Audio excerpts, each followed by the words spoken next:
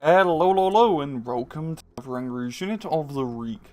And today we're taking a look at the M6 Fargo. The M6 gun motor carriage is one of those early American tank destroyer designs of essentially just sticking an anti-tank gun onto the back of a truck. Heck, the British were doing the same thing in North Africa. They very simply just got a 37mm anti-tank gun, gave it a shield, and just stuck it on the back of a WC-52 Dodge 4x4 truck. The gun was designed to shoot from the rear of the vehicle, which heck would give the crew a good chance to shoot and scoot if things did get bad, because they had no armor, you don't really have much else of a defense. They'd make over 5,000 of these vehicles, and their entire doctrinal purpose was to be attached to infantry units to give them dedicated anti-tank firepower. During the Tunisia campaign of 42 and 43, these things would unsurprisingly be seen as rather ineffective due to the limited armor, or non-armor at that, and the rather poor penetration capabilities of the 37mm anti-tank gun. These would slowly be phased out into the much more effective M10 tank destroyers. But, however, the Americans still had a bunch of these, and they'd end up issuing these M6 Fargos to the Free French forces, who were fighting mostly with American equipment. Yes, the vehicle wasn't great by that standard, but the Free French forces didn't really have any other way to get equipment of their own, so they just had to get what they were given. In-game, the M6 Fargo is a 20-point armed reconnaissance transport available exclusively to the 1st French Infantry Division.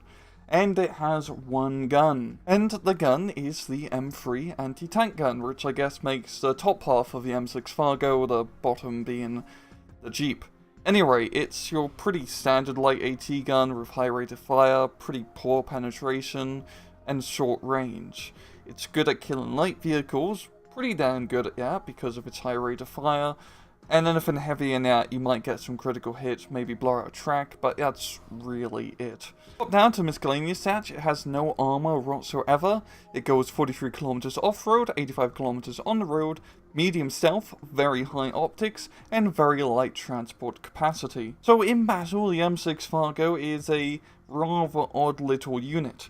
It seems like it would be a regular reconnaissance unit which you could buy outright, but no, it's only available as a transport, and for only 2 units in particular, the French 2-man recon teams in the recon tab, and also the 2-man artillery observation teams in the anti-tank tab.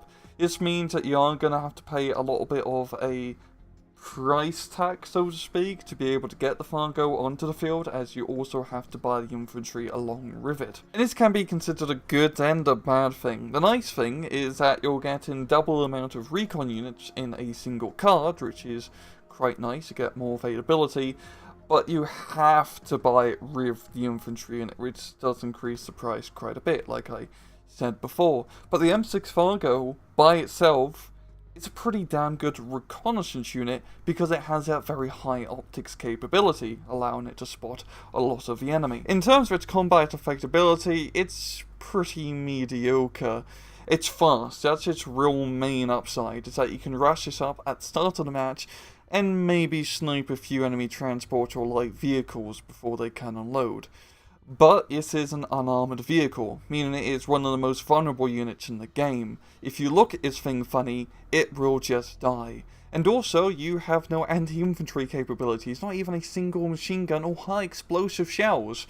So, you're just buggered if you run into enemy infantry, and especially if you're trying to maneuver through forests to get into an advantageous position behind enemy lines or on a defensive spot.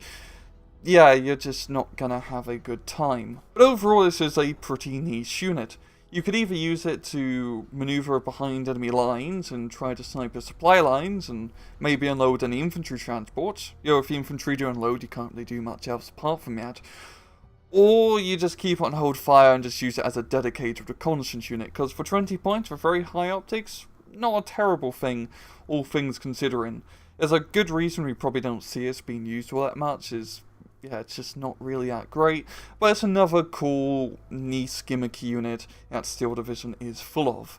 It may not be the best unit in game, and it doesn't really have that much of a purpose, but the Division used it historically, so by God, Eugene is going to add it.